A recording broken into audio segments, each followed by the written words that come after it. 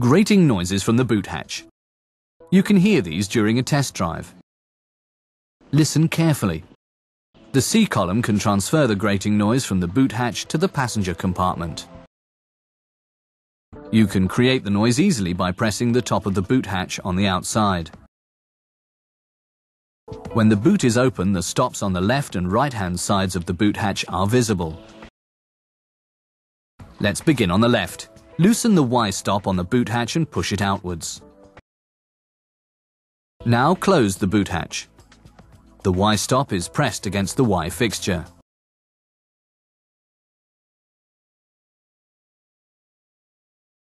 Now you can open the boot hatch again.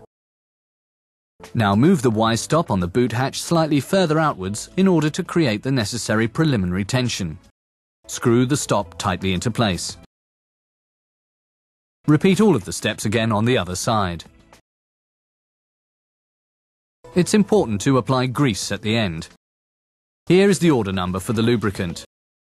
Coat the contact points on the stop and the fixture.